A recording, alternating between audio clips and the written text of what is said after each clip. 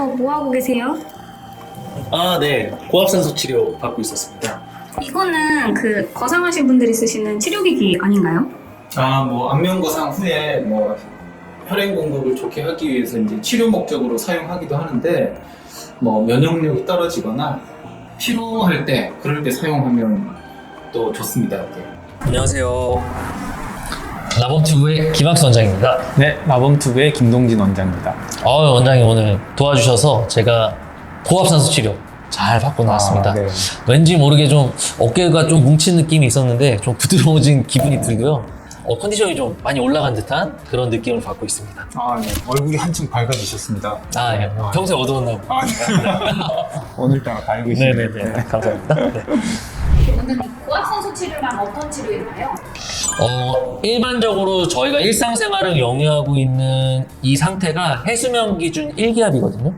근데 요 1기압 상태의 2배, 3배, 즉 2기압 이상의 압력을 특정 챔버 안에 그런 조건을 갖추어 놓고 그 안에다가 100%에 가까운 산소를 공급하는 거예요. 우리가 호흡을 통해서 산소를 마시게 되면 그게 폐에서 혈액 속에 헤모글로빈을 통해서 이제 전신으로 전달이 되게 되는데, 이제 그때 고농도의 산소를 체내로 공급시켜주는 역할을 하게 되는 거죠. 네. 실제로 이제 이렇게 고압산소 치료를 하게 되면 이 산소를 공급할 수 있는 능력, 그러니까 우리 몸 속에 들어온 산소가 이제 혈장에 녹아서 전신에 공급이 되는데 그 능력이 실제로는 10배 또는 15배까지 이제 올라가게 된다고 합니다. 그래서 이제 이런 것들을 통해서 산소 부족으로 유발될 수 있는 여러 질환들을 개선할 수 있게 되는 거죠. 고압산소 치료로 효과를 볼 수 있는 것은 어떤 게 있을까요? 일산화탄소 중독에 의한 치료로 가장 1순위로 꼽히는 게 고압산소 챔버고요. 그 외에도 이제 잠수병이라고 우리가 흔히들 얘기하는 이제 감압병에 걸렸을 때도 고압산소 치료를 통해서 산소 순환을 좀 개선시켜 줄 수가 있고요.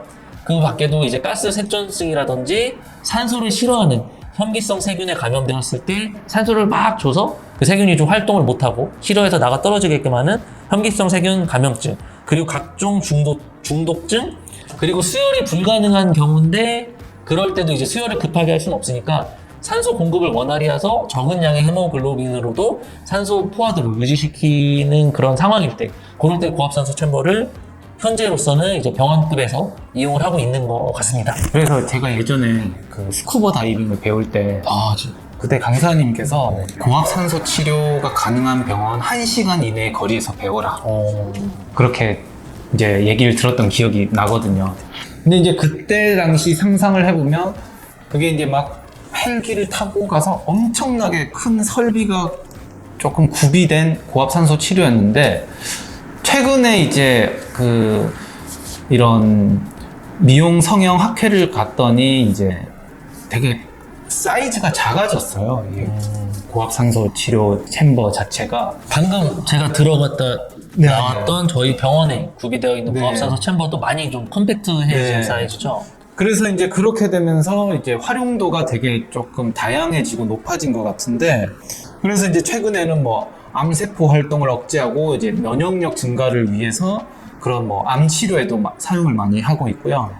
그 외에도 화상이나 피부 개사가 있는 상처 치료에서도 많이 사용을 하고 있고, 그 다음에 최근에 그 스포츠 뉴스에서 본 적이 있는데, 요즘 웬만한 프로 스포츠 구단에는 이게 다 구비가 돼 있다고 하더라고요. 노화 방지와 같은 항노화 치료에도 이제 사용을 하고 있는 걸로 알고 있고, 비만 관리에서도 이제 도움이 되기 때문에 아주 여러 방면에서 다양한 질환에 도움이 되고 있는 그런 치료라고 할 수 있습니다.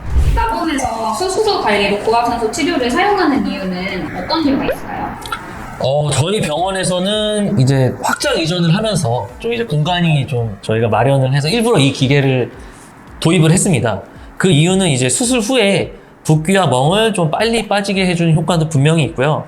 염증 및 통증 감소에도 좀 도움이 돼요. 왜냐하면 이제 백혈구 등의 각종 세포에 얘가 좀 활성화를 좀 도와주기 때문에 그 기능이 높아지면서 염증의 리스크도 좀 줄여주게 되고요. 그로 인한 통증 감소에도 도움이 되고, 특히나 저희는 이제 안면거상이나 이마거상을 할 때 뭔가 이제 피판을 드는 범위가 크고 넓고 피부나 스마스를 좀 얇게 방해하는 경우들이 있거든요.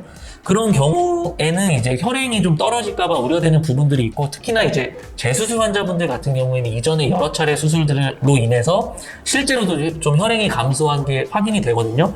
그런 경우 고압산소 치료를 수술 전후 케어를 해드리면 훨씬 수술 효과나 그런 수술 후 관리에도 좀 도움이 되는 것 같고, 특히나 저는 흡연하신 분들은 안면거상 수술 전에도 그리고 수술 후에도 고압산소 치료를 꼭 받으시는 걸 권해드리고 있습니다. 그리고 이제 저희 라봄 성형외과에서는 이 구축코 성형 수술 전후에도 이 치료를 사용하는데요.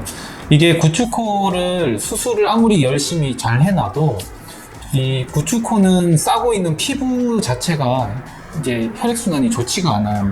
그 좋지 않은 피부를 막 늘려놓다 보니까 수술의 모양이 좋아도 이게 피부 괴사가 좀 생기거나 하는 경우가 꽤 많았는데, 이 치료를 하고 나서부터 그런지 몰라도 심적으로 조금 좀 안정되는 느낌도 있고, 실제로도 이제 좀 결과도 좋은 것 같고 그런 것 같아요. 네.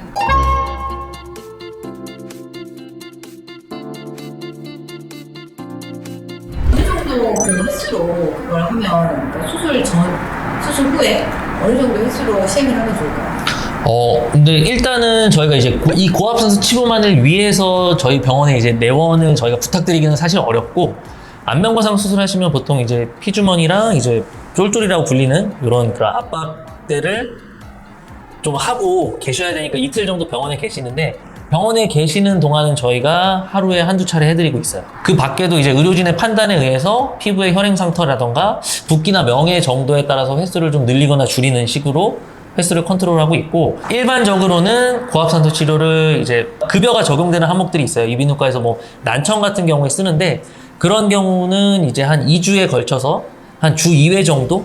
그 정도는 이제 공단에서도 급여로 묶어줄 만큼 어느 정도 좀 안전성이 확립된 기간과 주기인 것 같습니다.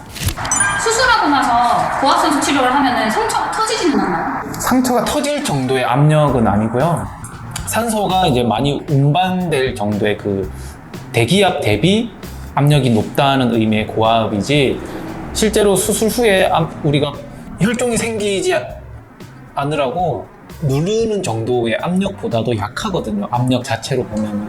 그렇기 때문에 상처가 터지는 걱정은 안 하셔도 될 것 같습니다. 근데 저는 아까 처음에 약간 이러다 고막이 조금 많이 눌리네, 터지는 것까지는 아니지만 뭐 터질 수도 있겠는데 라는 생각까지 사실 들 정도로 처음에는 조금 그랬거든요. 물론 시간이 지나면서 좀 적응을 해서 그런지 나아지면서 이제 마음의 안정을 찾긴 했는데, 뭐 실제로 환자분들 중에서도 너무 귀가 아파서 못하겠다고 하시는 분이 계셨거든요. 그래서 실제로 못하신 분도 있고, 그래서 아마 이런 질문들이 이제 인터넷상에서도 그렇고 피디님께서 해주신 게 아닌가 생각이 듭니다. 하지만 결론은 상처가 터지진 않는다. 고압산소 치료는 치료 주기는 어떻게 되죠? 보통은 저희는 이제 실제로 이제 타원에서 수술을 받으시고 고압산소 치료만을 위해서 저희 병원에 찾아주시는 분들도 계시고, 저희가 그리고 수술 후 관리로 마련해 놓은 프로그램은 보통 이제 한 달을 총 치료의 주기를 잡고요. 한 달간 평일에 매일 오신다고 생각하시면 돼요. 그래서 한 20회 정도? 그렇게 하시면은 이제 도움이 되겠구나 생각해서 도와드리고 있고, 실제로 이제 돌발성 난청이라던가 그런 경우에도 그 스케줄로 제가 고압산소 치료를 시행하고 있는 것으로 알고 있습니다. 고압산소 치료 시 주의사항이 있나요? 또 얘기가 나왔지만 뭐 압력 차이로 인한 고막 손상의 가능성이 있기 때문에, 그래서 이제 그 챔버 안에 이제 콜을 할 수 있는 전화기가 있어요. 너무 귀가 너무 아프다 그러면은 이제 멈출 수 있도록 이제 그 전화기를 들고 저희 직원을 불러주시면 되는 거고요. 뭐 절대적 금기증이라고 하는 거는 딱 하나가 나와 있는데, 이제 기흉 환자의 경우에는 고압산소 치료를 이제 하지 말라고 되어 있습니다. 그 다음에는 이제 폐쇄공포증 환자 같은 경우에는 조금 치료가 어려울 수 있을 것 같습니다. 근데 이게 고압산소 치료라고 해서 단 하나의 기압으로 이 기계가 운영되는 건 아니고요. 압력들 저희가 좀 조절이 가능하거든요. 그래서 너무 무작정 이제 그런 무서운 공포를 가지고 경험하지, 나는 못하겠어라고 생각하시기보다는 압력을 조절해서 치료도 가능하니까요.